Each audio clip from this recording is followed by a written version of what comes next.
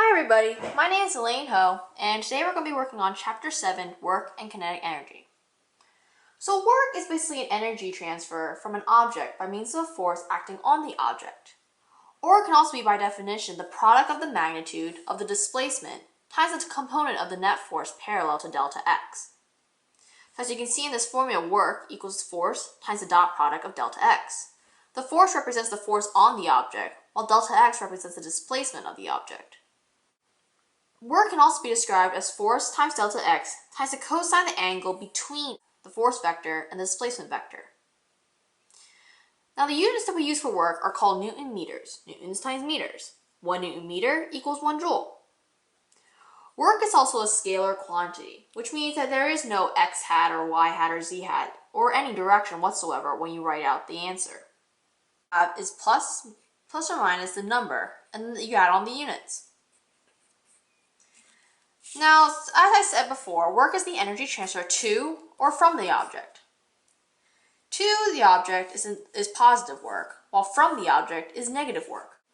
Okay, now let's do an example problem. So say I have a guy here who's pulling on this block at about 5 newtons. So this we call force guy. And he's pulling on an angle of 10 degrees.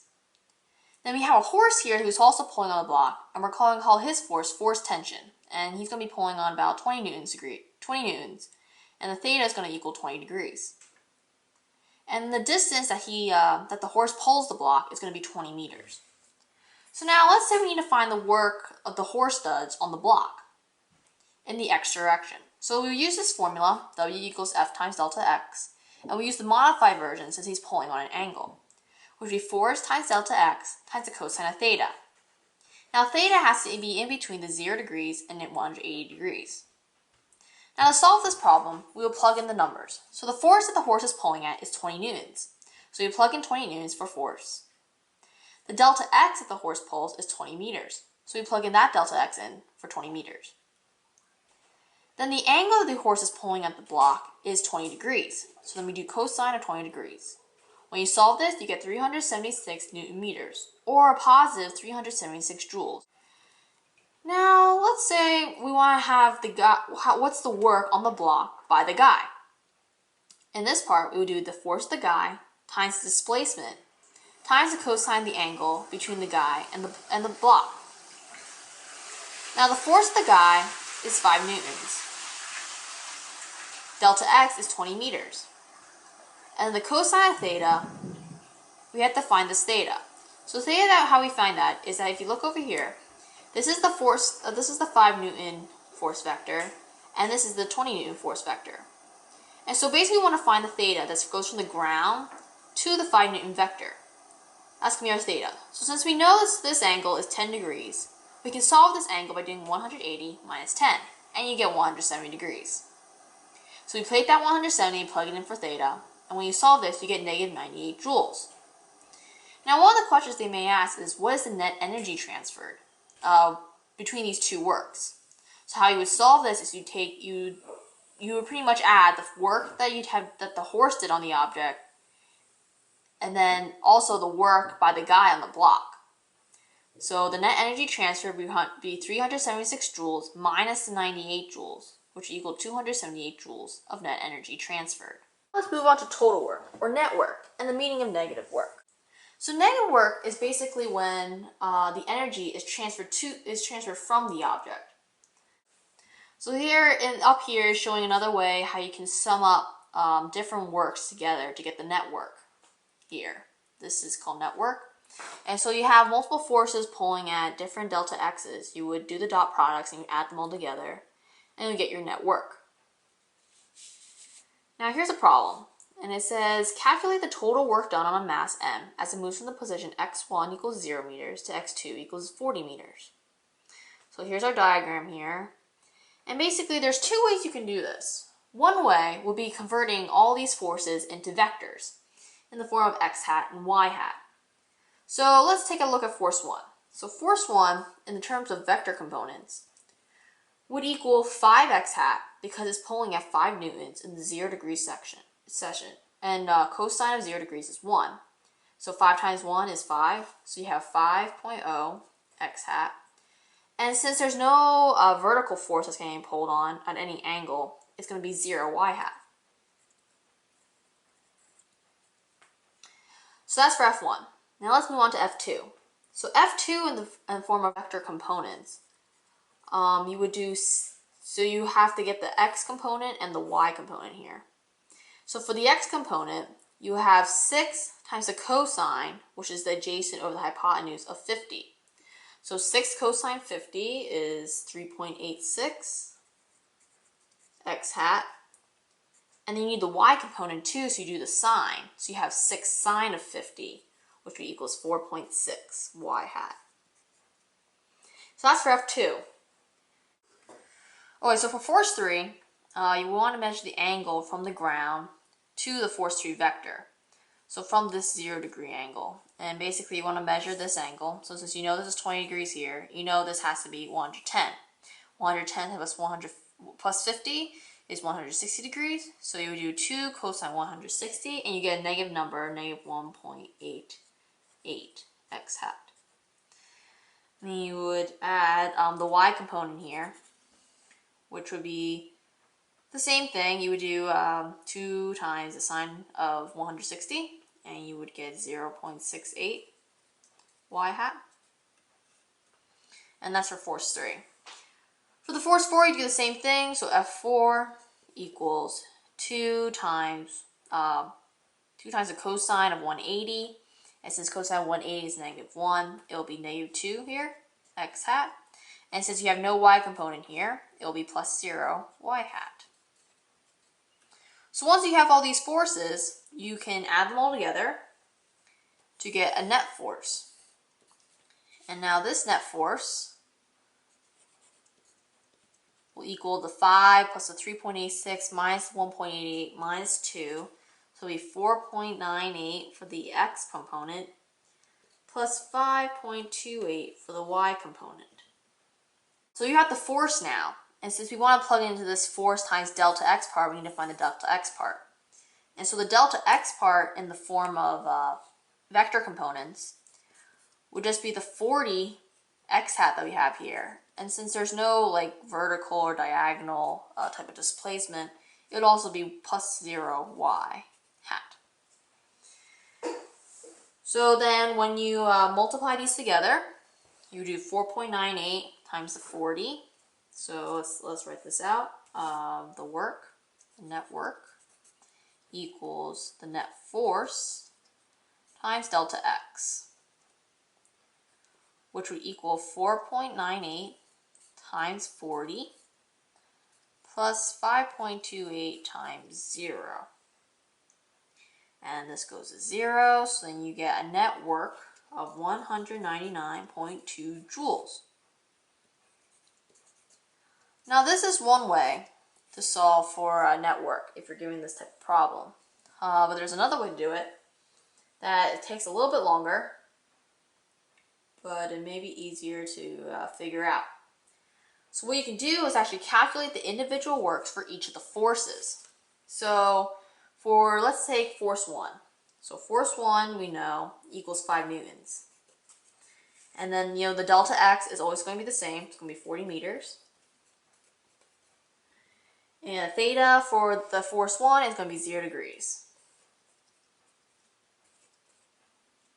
So you can solve for the work 1 using the force times the delta x times the cosine of the angle. So you have 5 newtons times the 40 meters times the cosine of 0 degrees. And basically you would get 200 joules for work 1. Now if you do for each of the other ones, I'll just simplify this real fast. You'll have F2 equals 6 newtons, delta x equals 40 meters, same thing. Theta, the second theta equals 50 degrees, and the work 2, this is 6 times the 40 times the cosine of 50, and this equals 154.3. And you get the idea. It's the same thing as you did the components, except we're solving for the work of each one, basically. And you're always taking the cosine of the angle. So cosine of 50, cosine 160, cosine 180. So I'll just give you the values here. F3 is going to equal negative 75.2 joules for the work. Oh wait, the work 3. And then work 4 equals negative 80 joules. And basically you would take these 4 works that we have, these numbered right here, and we would add them all together to sum up the work. So the sum of the work equals work 1 plus work 2 plus work 3 plus work 4, and you get an answer of 199.1 joules. Now, isn't that close to the one that we saw through using vector components? So for these type of problems, you can either choose which way you want to do. Some people solving for individual works is faster. Some people converting everything into vector components is faster. So it's really up to you as you do practice problems. Okay, so here's another problem that's with network and component forms. And basically, here's an example. So if the forces listed below are acting on an object that is displaced S vector equals 34.6 I hat plus 20 j hat meters, what's the net work done on the object? So they nice enough gave us all the component vectors for each of the forces. This should probably be F4. So basically, we do the same steps we did in the other problem. We would take the sum of these, so the sum of the forces. You would add these components up, so you get 1.67 I hat plus 7.053 j hat. And then our delta R, delta X displacement vector will be the one up here, the S vector. So that will replace it. So we'll just say our delta X equals 34.6 I hat plus 20 j hat. Okay, so now again we're reinforcing the fact that work is force times delta X. So we're going to write this out. Work net equals the sum of the forces time dot delta X. And since we're not given an angle, we would just multiply. Actually, you don't need an angle, but you would just multiply the force, sum of the force times delta X, those component vectors. So it'll be 1.67 times 34.6 plus 7.053 times 20. And then when you add up those values together, you get a net work of 198.4 joules.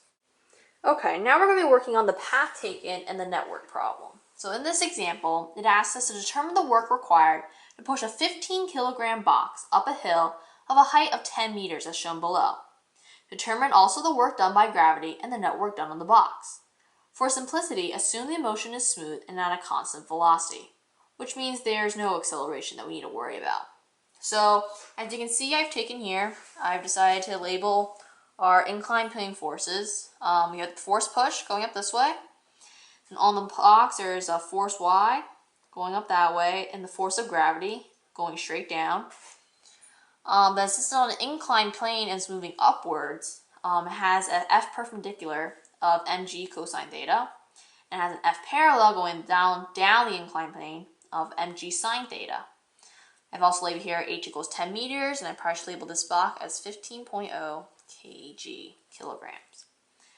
And now the force push is equal to this F parallel mg sine theta in order to move the box at this constant speed that they want us to do it at.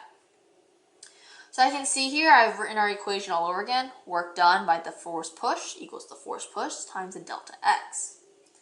Now, in order to figure out how to solve this problem, we need to kind of do some canceling, figuring things out. So the force push we have already determined equals mg sine theta. So we're just going to write that out again, mg sine theta, and replace for F push. And then we're going to use that simplify that other equation, F push times delta X times the cosine theta of the angle. So instead of delta X, we're going to use the variable d. So times d. And then the cosine of the angle. So since the F push is going to horizontal, you kind of want to see the problem like if it was flat for the angle. So you kind of look at it as, oh, it's 0 degrees. So we put cosine of 0, cosine of 0 degrees right there. So then sine theta Sine theta can also be thought of opposite over hypotenuse, over h, right? And so we can also rewrite this over h as the height, which is the opposite here, the h over the hypotenuse, which in this case will be d. So if we plug in the this relationship in for sine theta, h over d, so we have mg times h over d, that's a d, times d, cosine of 0, which we just say is 1. And d and d cancel out, and all you're left with is the work done by the F push is mgh. Now if you plug in what we know that the mass is 15 kilograms, so we plug in 15 kilograms here, times the g, which is 9.8 meters per second squared, and then times the height, which we have is 10 meters. And once you solve this, you get a happy total of 1,470 joules. And that's the work done by F push on the block. Okay, now we're going to be working on how work relates to the kinetic energy theorem. So for a constant F force, the acceleration is constant, and we can use these equations. The force equals the mass times the acceleration, which is also known as Newton's second law. And also the constant acceleration equation, which we learned from projectile motion. V final squared equals V initial squared plus 2 times the acceleration times the displacement. So basically, in order to figure out how work is related to kinetic energy, we're going to do some proof writing here. So if we take this equation, the Vf squared plus Vi squared, we can solve for delta x. So delta x would equal V final squared minus V initial squared over 2 times the acceleration. So this is by moving the V initial over and then dividing by the 2 times the acceleration here to get the delta x. And basically, once we have this delta x, we can plug it into our work equation that we've been using all along, this delta x right here. And so if we simplify work net, we can say work net equals force, so force equals max, so we do ma times the delta x, which will be this part, Vf squared minus Vi squared over 2a. So the a's can cancel. The a's can cancel. And then we can distribute the m into this equation. So we get a work net equals 1/2 mVf squared minus 1/2 mVi squared. And basically, if you recognize the kinetic energy formula is 1/2 mv squares, what we have here is K is the final kinetic energy final, minus the kinetic energy initial. And this what we call is delta Ke, so the change in kinetic energy. So by doing so, we figured out that work is equal to the change in kinetic energy. As you can see here, Ke equals 1/2 mv squared, and this is the energy to the motion. You gotta know this formula, it's very important. You're gonna use it all throughout many chapters to come. So K is a scalar quantity as well, so you don't put a direction when you put your units with this. Okay, so then we move forward. So the work net, this is what we just proved, is 1/2 mvf squared minus 1/2 mvi squared. That's delta Ke. So work net equals delta Ke, and this is what we call the work kinetic energy theorem.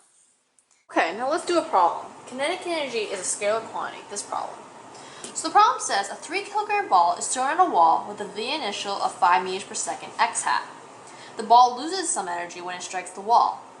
The ball then rebounds with a velocity of negative 4.2 meters per second x hat. So you can see in my diagram here, we have a ball, and it's going with V initial in this direction, and it's going to hit this wall right here and rebound backwards. So part A asks us to calculate the change in kinetic energy of the particle. So we take our definition, work net equals delta Ke, and I wrote down here, work net equals 1/2 times the mass times the final velocity squared minus 1/2 times the mass of the initial velocity squared. And basically we plug in the numbers. So 1/2 times the mass of the ball, which is 3 kilograms, times Vf, which is negative 4.2 meters per second. And you square that quantity, minus 1/2 times 3, because it's the same ball that's being thrown, times 5 meters per second, because that's how fast the ball was initially going. Once you solve that, you get negative 11.04 joules. And the reason why there's a negative in front of the work is because this is the energy lost when the ball was thrown against the wall.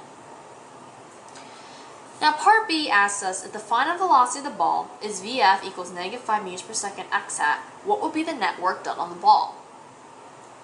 Now if Vf equals negative 5 meters per second, and we plug in here, since negative 5 squared and 5 squared are both the same, the KEF and the KEF will equal the KEI. So then it comes out to KEF minus the KEF equals delta KE, which equals work. And since delta KE now equals 0, the net work also equals 0. Okay, so now let's try to understand work through a person lifting a box and then moving it in the x direction. So we look at the person we have here. He's moving a box from point A to point D. So if we look at the point A, the velocity equals 0 because it doesn't move. That means KEI also equals 0 at this point. When the box moves from A to B, the force acting on the box is in the positive direction. It's also moving upwards, so it's also in the delta Y positive. So therefore the work of from A to B is the force times delta Y. So this is positive times a positive. The work would also be positive, which equals the kinetic energy. From position B to C, since the velocity is constant, the net force working on it is 0, because A would equal 0. So the work between B and C will also equal 0, and so therefore delta KE will also equal 0 between B and C. Now if you move from position C and D, there's a quick deceleration, because you're slowing down to stop the box at point D. So in this case, since the acceleration is going to be negative, the net force is also going to be negative, working downwards. But since you're still moving the box upwards, the delta Y is positive. So therefore the work from position C to position D is force times delta Y, so meaning the negative times the positive, which also is negative. So that means your change in kinetic energy is also going to be negative. Now at point D, you stop moving the box. So your V equals 0. And that, since you're not moving, your kinetic energy final is also equal to 0. Now there's no net work done from A to D because your VF at point D is equal to your VI at point A. They're both 0. So since VF equals VI equals 0, there's no net work. However, a person does do work on the block. And we will express this as work of the person equals the force of the person times delta Y, the displacement, which mg delta Y. Gravity also does work, working down on the box, trying to pull it downwards as you move the box upwards. So this is called work gravity equals the force of the gravity times delta Y, which equals negative mg delta Y. And the reason this is negative is because since you're moving the block upwards, we call this the positive direction. And since gravity is working against you, it's in the negative direction. Now when the person walks in the x direction with the box held at the same delta Y, there's no displacement. Delta Y does not change. So since delta Y is not changing, the work on it is 0. Now we're moving on to work done by a varying force. So the force done on an object does not have to always be constant. It can change. So let's consider a variable force acting on a mass in the x direction. So here's the force x. X is moving from 0 to 20. And it can be shown by using one of these graphs. So if you can see here, we have the graph of the force versus x. And basically the work is the area underneath the curve of a force versus x graph.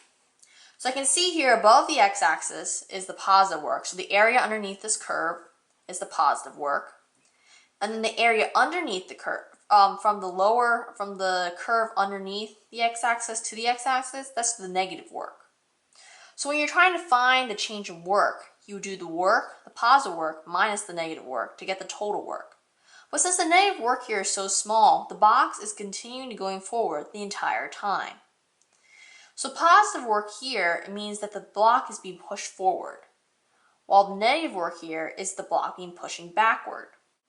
Now you can have these graphs as these straight lines where you calculate, the area of a square, the area of a trapezoid, or you can do it by an integral via calculus. So if you have this type of graph where the force versus x graph line is all curvy like this, you have to take the integral between an x initial and an x final to find that area in between these two curves. And so basically, just to review, the work done on the mass is the energy put in or taken out, depending if it's positive or negative. If it's positive work, that means the energy is transferred to the object, and if it's negative, the energy is transferred from the object or taken out. And this can be represented by the area bounded by the fx function and the x-axis. So if the delta x is like big, like in this graph, you would use this type of positive work, negative work. Or if delta x is super small and you have this, fx function curve, you can use the integrals in calculus. So moving on to spring force, or which is called Hooke's law. So in this diagram, we have a spring that's attached to a block. And basically what it says here is an unstretched length. So say the block was here. If the block was at x equals 0, where the string, there was nothing acting on the string, you just had it resting there, that means the block and the spring are at equilibrium. Now, a spring force always wants to return back to equilibrium. It doesn't like to be in its stretched out or shortened up state. So they'll always try to get back to this x equals 0 position. So that's what we call the force of the spring, a restoring force. This negative behind this k is what makes it this restoring force. Now k is what we call a spring constant, which means the strength of the spring. So different springs have different spring constants. A slinky versus like a really tight coiled up string. The really tight coiled string is going to have a higher spring constant than a slinky would. And then this delta x represented here is the distance that the block is stretched from x equals 0. So delta x can be pulled out this way, or it could pull it out, or it can be pushed in that way. But this distance that it's pushed, that's the delta x that we would use for force spring. So force spring is a proportionality. It equals negative k times delta x. And so the spring force has to always act in the opposite direction of the way you pull it. So if you pull it this way, the spring force is going to act in the opposite direction. As you can see here, force normal. This is what's acting on the block. The force spring is acting in that direction because we're pulling it this way. This was like F pull. You have the Fg pulling downwards on it. There's always gravity on the block, and the force normal is on a surface pulling it upwards, and they usually cancel out. And so if you want to see the spring force is always restoring force. So this is a graph representing how the force of the spring works. So some of the forces, you take the absolute value of negative k delta x, you get a linear graph. And k, which is the strength of the string, basically represents the slope of the line. See, x equals 0.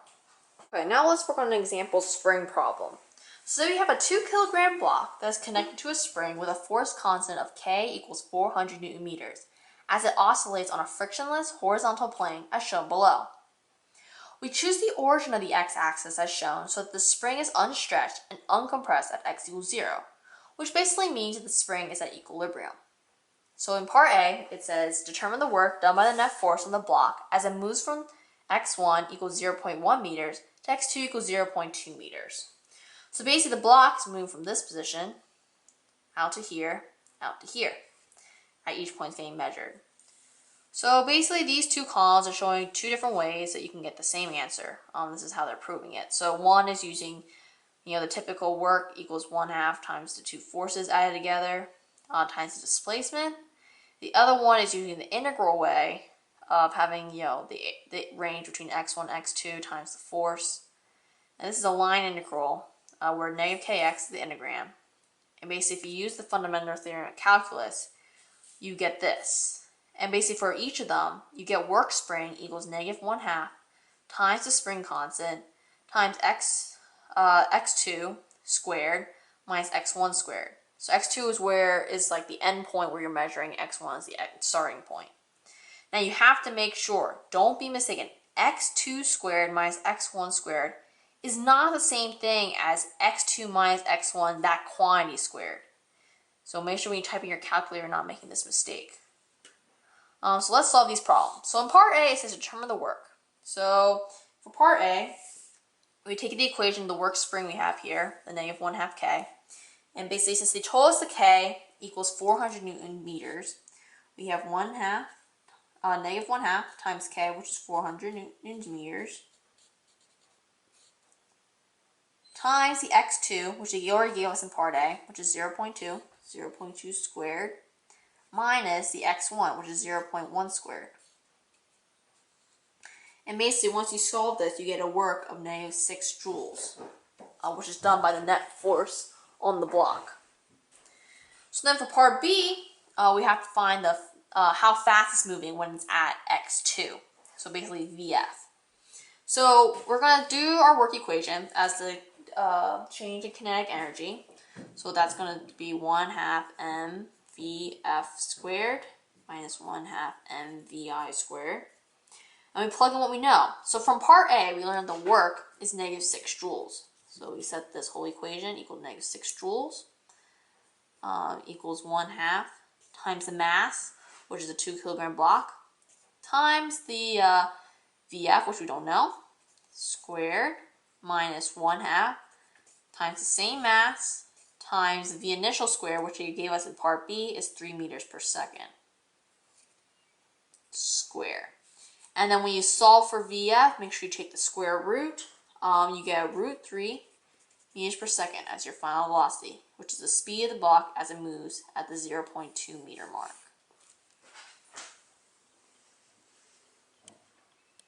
Alright, let's work on another working kinetic energy problem using what we learned from the work of springs. So we again have the 2 kilogram block. It's moving at constant speed of 10 meters per second on a horizontal frictionless plane until it hits the end of the spring. The force constant, which is K of the spring, is equal to 200 Newton meters. So in part A, it asks how far is the string compressed before the block comes to rest and reverses its motion. So we use the definition of work. Work equals delta KE, which also equals the kinetic energy final minus the kinetic energy initial. And for the spring, we want to find the work of the spring in order to figure out how much the spring was compressed when the block hit it. So we change this work into work spring equals, it also equals this change in kinetic energy, which is 1/2 mv final squared minus 1/2 mv initial squared. Now, since when it comes to rest, when it's at VF, that means VF equals 0, so we can just cross this out, equals 0.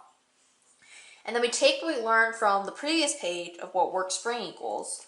We have negative 1/2 K times x2 position squared minus x1 position squared equals the kinetic energy, negative 1/2 mv initial squared.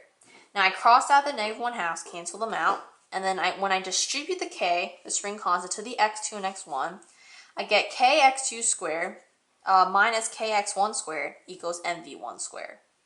Now since at x1, the spring is at equilibrium, that means the K is equal to 0, at equilibrium, x1 equals 0. So we can cross this out as equal to 0. And then basically we're left with kx2 squared equals mv1 squared. So then we plug in what we know. We know that K is 200 Newton meters, so 200 Newton meters times x2 squared. We don't know what x2 is because that's what we're trying to find. It's the compressed spring. And then we plug in the mass, which is 2 kilograms, times 10 meters per second, which is its V initial squared. And when you solve for x2, you get plus or minus 1 because of the square root. But we know it has to be the positive one because since the block is moving in the positive direction, we know the spring also has to compress in the positive direction. It wouldn't be elongated the other way. So that's why x2 equals 1 meter. Okay, now let's move on to part B. In part B, it asks what is the speed of the block as the spring subsequently comes back to its original length. So we do this by saying work spring is equal to delta KE. And basically we use the formula for work spring again, negative 1/2. I'll just use the distributed version, kx2 squared plus 1/2 kx1 squared. And then this will equal to kf minus kei. And since the block is starting from being back at the spring, the kinetic energy initial is 0. And also, since we're considering that the x final function, that's our x equals 0 mark, this will also go to 0. So there you have left with this type of equation. And then if we plug in what we know, 1/2 times the k, which is 200 Newton meters, times x initial, which is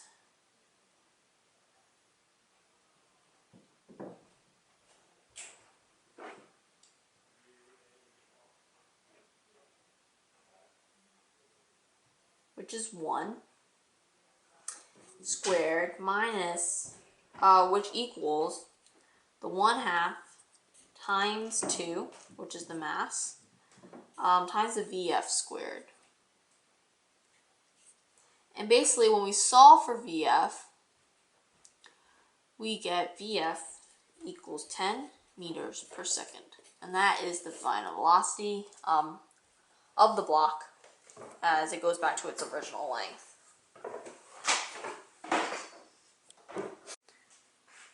Power. Now let's move on to power. So power is basically the rate at which a force does work. And this is called what we call the power input of the force.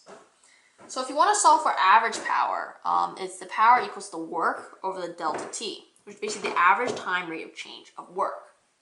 And so work is in terms of joules, and delta T is in terms of seconds. So your units for this will be joules per second. We're going to call this equation 1. Now, if you want to find power at a certain point, we have to take the derivative. So the power equals the derivative of the work function with respect to time. So this is the calculus version of this equation.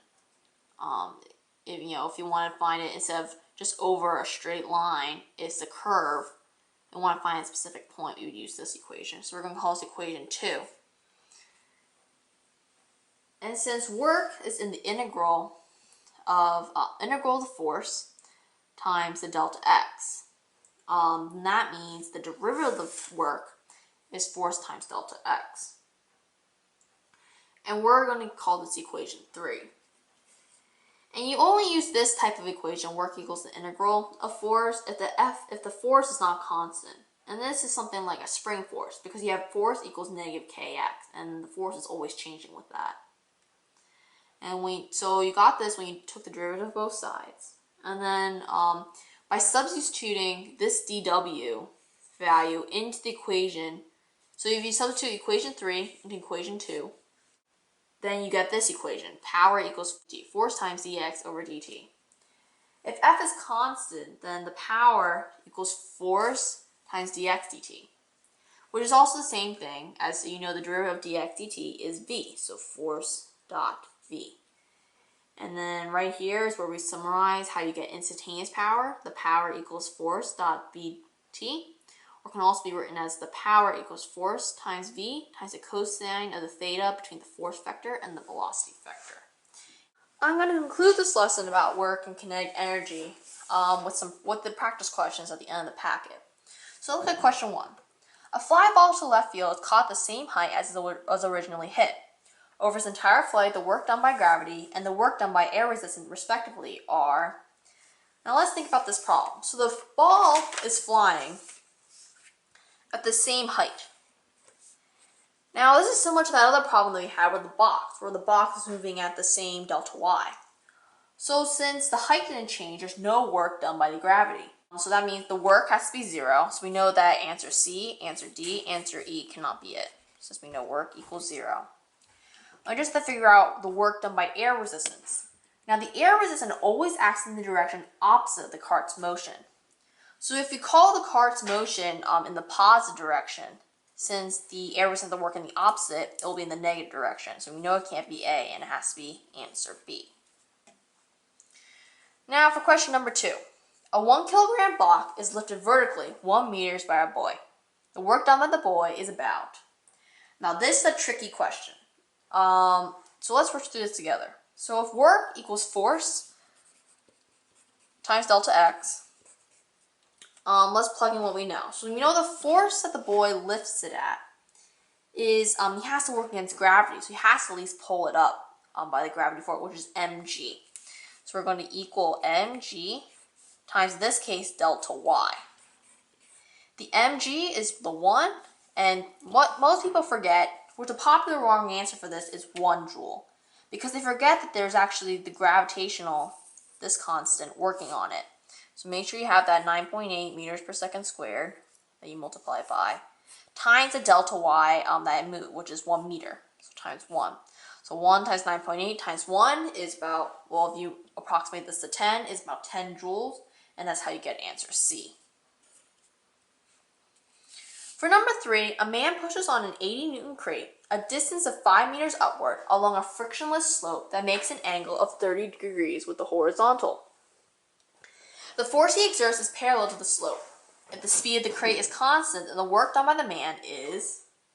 So let's draw a picture. In these type of questions, drawing a picture always tends to help. So we have a 30-degree angle here. We have the box, and the force the man is pushing up on the box. And so we need to find the work done on it. So the work has to equal the force, same equation, force times the delta x times the cosine of the angle.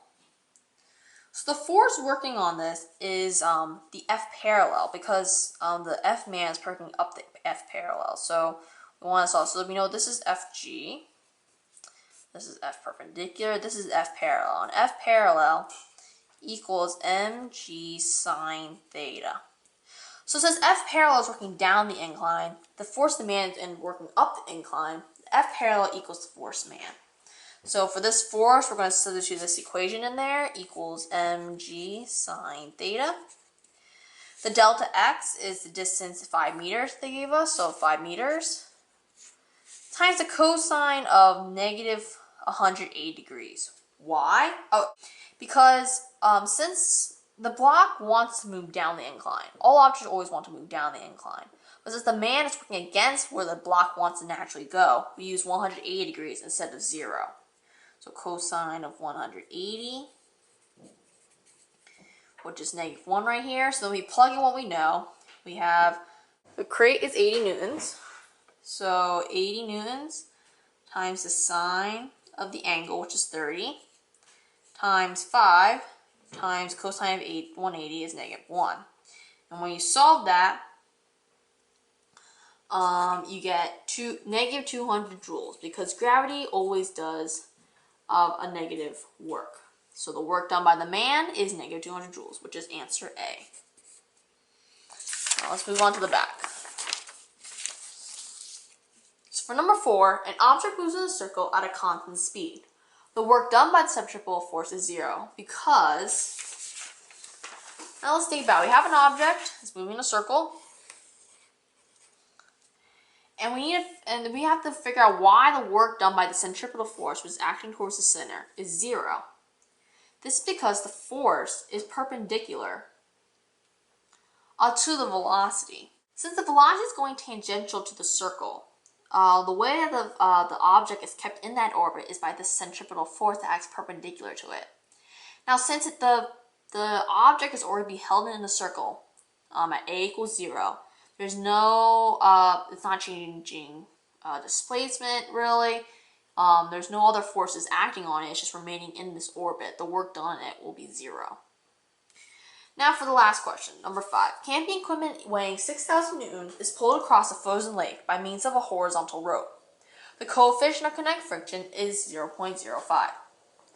The work done by the campers in pulling the equipment 1,000 meters at constant velocity is... So in this case, we have summer camping equipment. Woo. And this being pulled 6,000 newtons across the lake. And then there's friction working on it too. Force friction here. So basically the way is the work done by the campers. So the work campers equals the force of the campers times the delta x, and cosine of 0 degrees because it's still moving in that horizontal direction. So now we ask, what is the force of the campers? Now, the thing we have to remember is that the friction force is a reaction force. So the people pulling on it can only pull as much as the friction. So the force friction, what we have to find is actually the work friction that's done on it. So the work of the camper is the same as the work friction. So the force friction is mu F normal times delta x. And we plug in what we know, mu is 0.05, and the force normal is 6,000 newtons, because it's the same as the Fg value. And then we know it moved it 1,000 meters. So when we simplify this, the work of the camper equals 3.0 times 10 to the fifth. And that's the answer that we're looking for. And I hope you have a better understanding of how work and kinetic energy work in physics.